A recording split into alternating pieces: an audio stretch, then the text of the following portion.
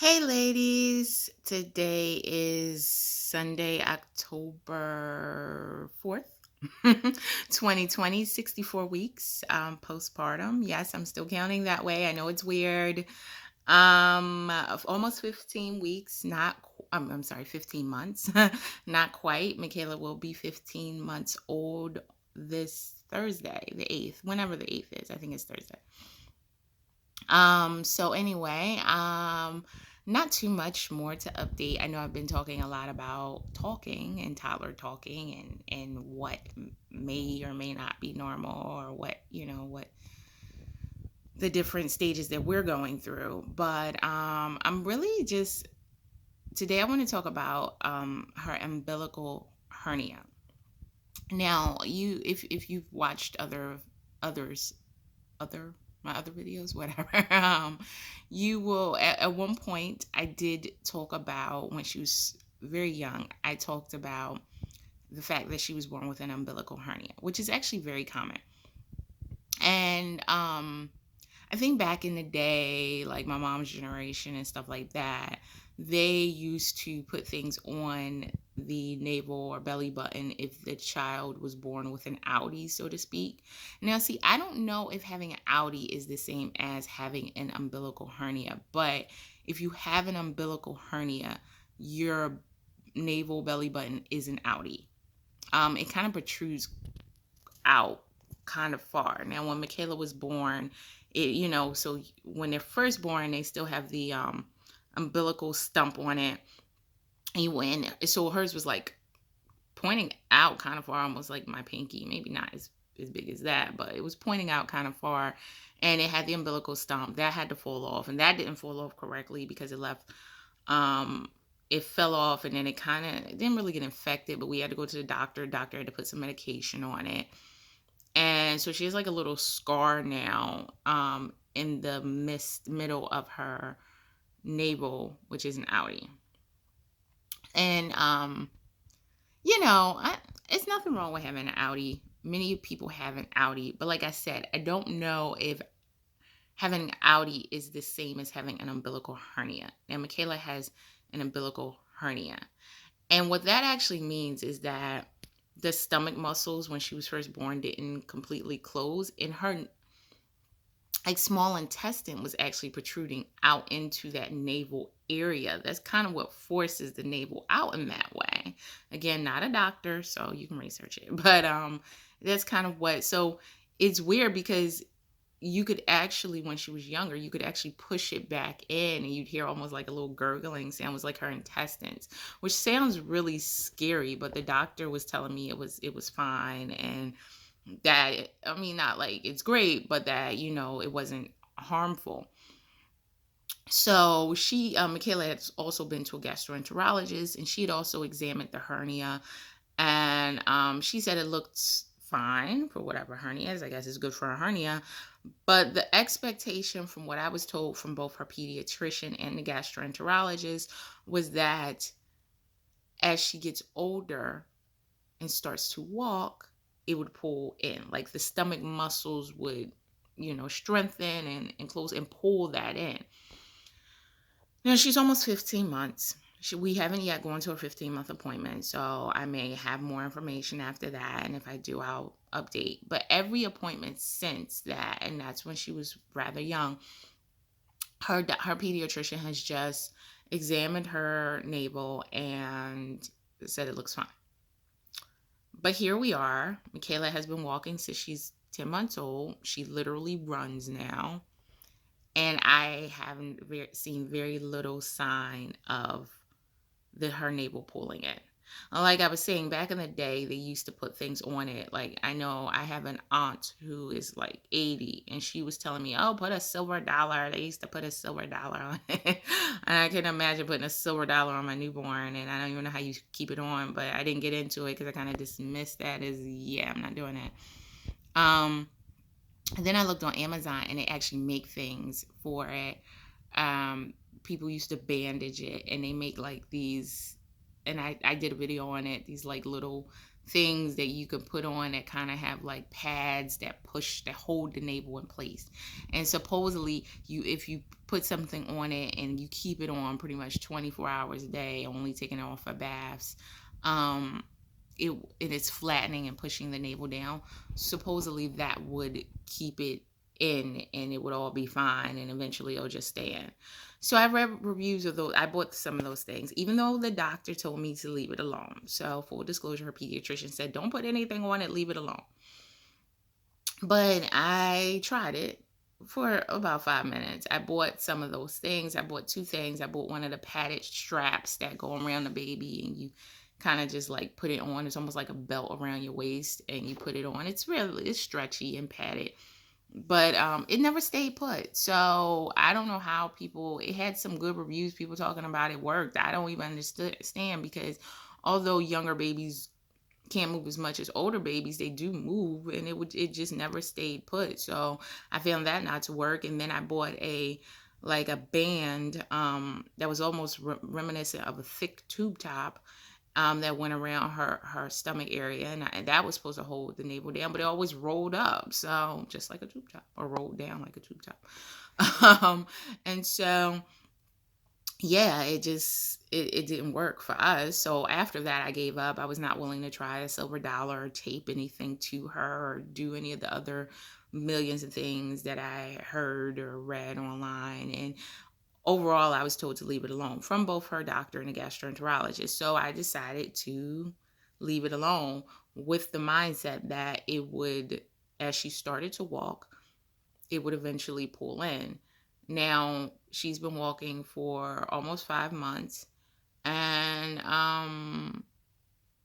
it hasn't changed. So now, from from what I've been reading as of late, it could take up to 5 years for it to go in, if it goes in, and it could require surgery to fix it, or not, and maybe it just never goes in, and it's just always like that. And that wasn't, I don't know how I feel about that. Like, would I put more on it or put the band or stuck with, been more persistent with those other things, despite the fact that the doctor told me not to do anything? I mean, maybe if I really, because I don't know, like now it's a possibility it may never go in. It may go in. It might.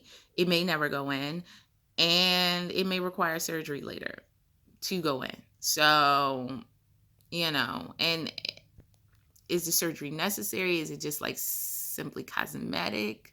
Or is it because this involves the intestines? This is a necessary thing. So no one has said that she needs surgery now. Matter of fact, when I saw her gastroenterologist, she put no surgery needed as of now. So I guess that could change. And as I said, we haven't done our 15-month appointment, so it's still a possibility, I guess, that the doctor could see it and change her mind.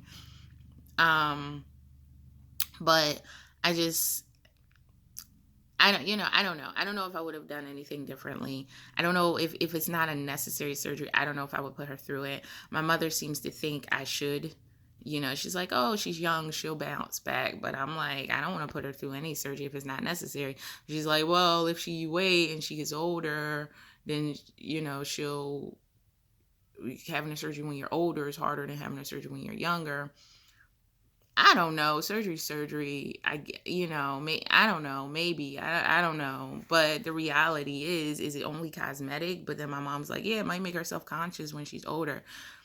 I mean, I guess if she wears a bikini, she may feel weird. She got this navel protruded. Listen. I don't know what the right answer is. I know I don't want to put her through a surgery. I'm hoping that as she continues to walk, it just pulls in. But she's been walking for 5 months. Maybe that's not that long enough. But I mean, 5 years. So we still got like 4 years, 4 years to see whether it goes in. And then what? Then if it doesn't, then we just make the decision, I guess, to have surgery or to just leave it alone. I don't know. I don't want to put her through any surgery that's not 100% necessary. But, more importantly, how is this infecting her intestines and stuff? So she's always, when she was younger, she always had constipation issues. Was there a digestion issue related to this? I don't know. I could never get a clear answer. They just always said it was fine. No, it was fine. I mean, I guess no is a clear answer, but it was just, if it's her intestines protruding out, that just doesn't seem like, go about your life. But that's what we've been doing, and she's been fine overall, so it hasn't seemed to affect her. But I just don't know. I know, it's still there. So if anyone has dealt with an umbilical hernia or had one, and is an adult, like, or had a child who had it, like, what do you do? I'm just really interested in what people did, because I've seen people with Audis. I mean, I personally haven't any. Um, but listen, some people have Audis. I actually recently found out that my husband's sister, so my sister-in-law, but I never say that. I always say my husband's sister. Um, she has an Audi. And it was unclear to me whether it was due to umbilical hernia, but she was born with a very similar navel to Michaela, and she still has it. So it didn't, she said it's not as big as when she was a baby, but it's still, it never went away completely. And listen, she's fine, but I don't know. There's so many things in life. Like, is this a big deal? As long as it doesn't threaten her health, I don't know if I would put her through a surgery in the event that she might feel self-conscious about it later. I mean, I just teach her to love herself. I guess that's just, the what we do. But and she's going to have my gap. It's clear from her baby teeth, and I have always hated my gap. Hated it. I've seen, it's funny, I see so many models on TV and things now who have the gap, and that's funny because growing up I never saw that. And when I was in elementary school, kids used to pick on me about having a gap, and it was I always hated it. I always felt self-conscious. I used to refuse to smile and show my teeth. I still don't really in pictures. It's not my go-to smile, and or when I used to laugh, I used to cover my mouth with my hands because I was so self-conscious. I had braces for 2 years while I was in high school, and the gap came back. I did not realize after the braces were removed, I did not realize that that was a thing. I did not know the gap could come back, but it can. Um, I tried to get Invisalign as an adult and was told I wasn't a candidate because of the way the gap is actually the way my jaw is set. And so they actually told me they would have to break my jaw, reset it, and then I could get Invisalign. And I was just like, sounds like a great diet plan, but not a great way to live life. So I wasn't really interested in doing that. It's also a major surgery, so it's not like, they break your jaws, all these nerves and all of that. And I had to get to a point where it's just like you have to learn to accept it. For me, that was for me. Like, that's not a decision I'm saying everybody should make. But I even considered getting veneers so I can kind of see if they could like close it up. But I'd have like two big chiclet size front teeth. But the one thing I did not want her to have was my gap, and her as her baby teeth have come in, she has a gap. And I've heard that that may not be 100% what happens with her adult teeth, but it probably will be. I mean, my gap is hereditary. My father has it, his mother had it, so it's very hereditary. And so she has it, and I was just hoping she wouldn't, but she does. And all this to say, you have to learn how to accept certain things. And what I see as a flaw, there are people out there who celebrate it and love the gap. I mean, so in the store, the gap. But I'll just since she will have my gap, I have to learn to love it, and so I can teach her that it's not a bad thing and that she's beautiful with it. And if she chooses to try to do something to get rid of it, she'll be beautiful. So but yeah, I think maybe that's where I need to help with this. As long as there's no danger as far as the umbilical hernia, as long as there's no danger to her health, I just got to learn to love it, if it doesn't go away on its own. Anyway, thoughts? Let me know. Let me know what you think. All right, ladies, I'll talk to you soon.